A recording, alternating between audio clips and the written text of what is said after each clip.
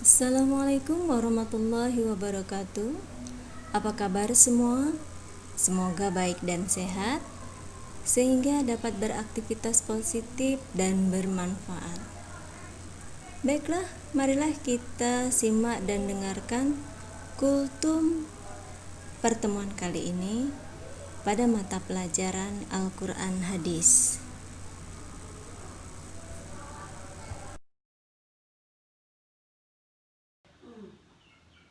Assalamualaikum warahmatullahi wabarakatuh. Alhamdulillahirabbil alamin.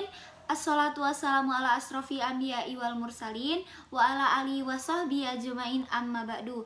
Pertama-tama marilah kita panjatkan puja dan puji syukur kita atas kehadirat Allah Subhanahu wa taala, karena atas berkat dan rahmatnya lah kita masih diberikan nikmat sehat seperti sekarang ini. Alhamdulillahirabbil alamin. Tak lupa pula kita haturkan salawat beriringkan salam kepada junjungan kita Nabi besar Muhammad sallallahu alaihi wasallam. Allahumma sholli ala sayyidina Muhammad wa ala ali sayyidina Muhammad. Pada kesempatan kali ini saya akan memberikan kultum yang berjudul berbakti kepada kedua orang tua. Teman-teman sekalian pasti tidak asing lagi bukan dengan kalimat berbakti kepada kedua orang tua. Ketahuilah teman-teman, ibadah teragung di dalam Islam setelah mentauhidkan Allah adalah berbakti kepada kedua orang tua. Berbakti kepada kedua orang tua hukumnya adalah wajib fardu ain. Tak peduli siapa orang tua kita, bagaimana keadaannya, apa pekerjaannya, yang kita panggil ibu atau ayah, mama atau papa dan sejenisnya di rumah, itulah orang tua kita yang telah merawat kita, mengasuh kita. Pernahkah teman-teman berpikir tentang betapa beratnya menjadi seorang ibu? Dari mulai mengandung anaknya selama 9 bulan, tak kenal letih ia bawa anaknya kemanapun ia pergi, sampai tidur pun ia masih membawanya. Dalam mengerjakan aktivitas sehari-hari yang berat, ia tetap membawa kita dalam perutnya. Tak pernah ia mengeluh bahwa di dalam perutnya terdapat beban. Tidak sampai situ saja, beliau melahirkan kita, bertaruh nyawa agar kita dapat terlahir ke dunia ini. Setelah itu beliau menyusui kita, mengasuh kita, merawat kita. Dan tak hanya itu, ayah kita yang telah berjuang mati-matian untuk mengumpulkan nafkah agar hidup kita tercukupi, tak peduli dari pagi sampai sore atau pagi sampai malam, pagi sampai pagi lagi pun ia rela hanya untuk mencukupi kebutuhan kita di rumah. Pernahkah kalian terbayang bagaimana beban berat yang dipikul pada bahu mereka? Allah Subhanahu wa taala telah berfirman dalam Quran surah Al-Luqman dari ayat 14 sampai dengan 17 yang berbunyi, A'udzu billahi minasy syaithanir rajim. Bismillahirrahmanirrahim.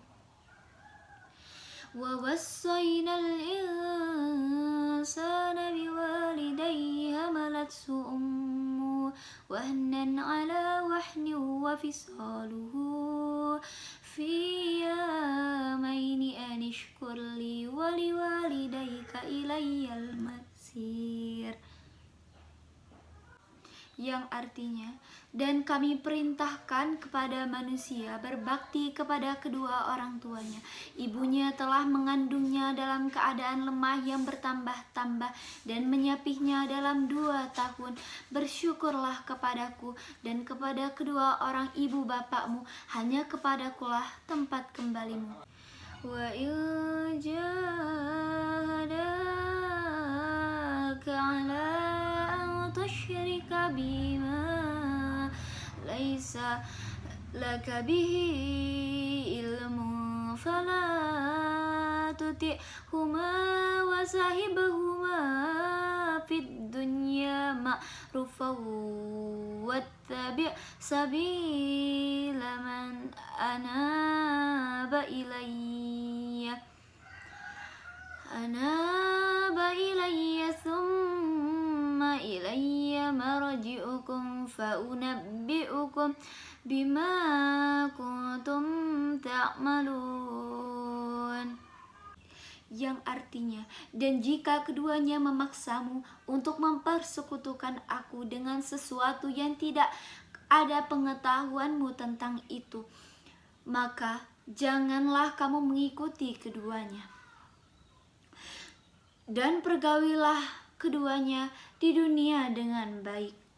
Dan ikutilah jalan orang yang kembali kepadaku, kemudian hanya kepadakulah kembalimu, maka kuberitahukan kepadamu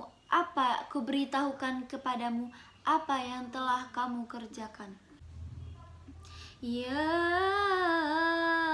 bunayya innaha in taku mithqala habbatin min khardalin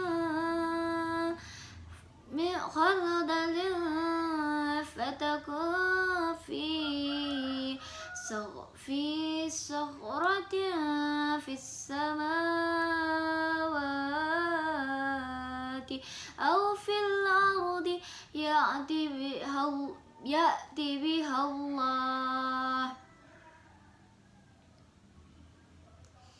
Innallaha latifun khabir.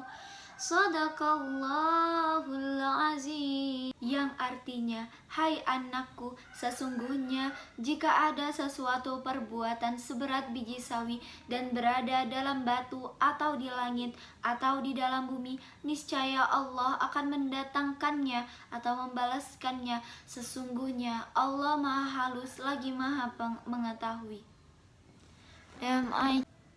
Pada ayat 14 dalam surat Al-Luqman ini Allah menceritakan kesusahan ibu dalam mengasuh dan merawat anaknya. Hanya jasa ibu saja yang diceritakan dengan sedemikian lemahnya, sebab peranan ibu lebih berat dari seorang ayah. Mulai dari proses mengandung sampai melahirkan diteruskan dengan menyusuinya. Pada ayat 15 menerangkan tentang larangan taat kepada orang tua dalam maksiat kepada Allah Subhanahu wa taala. Dan nasihat Luqman pada anaknya tentang menolak segala bentuk kemusyrikan dimanapun ia berada, termasuk yang dilakukan oleh kedua orang tuanya. Islam adalah agama yang sangat menjunjung tinggi ajaran berbakti kepada kedua orang tua. Bahkan Islam menjadikan berbakti kepada kedua orang tua merupakan perantara atau sarana meraih surga Allah. Sungguh sangat rugi dan celaka seorang muslim yang mendapati kedua orang tuanya masih hidup namun tidak bisa mengantarkannya kepada surga.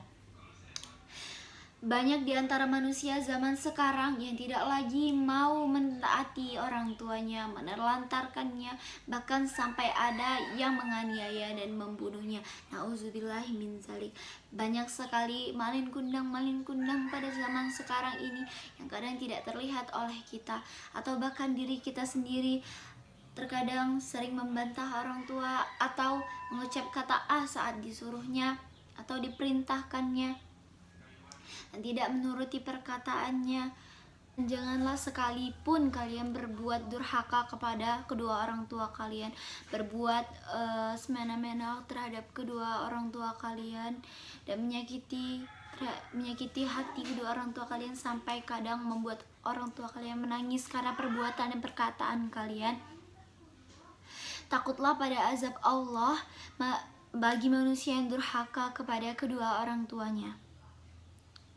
Kisah tentang si malin kundang juga dapat kita ambil hikmahnya. Kita dapat mengambil pelajaran dari kisah malin kundang yang durhaka kepada kedua orang tuanya.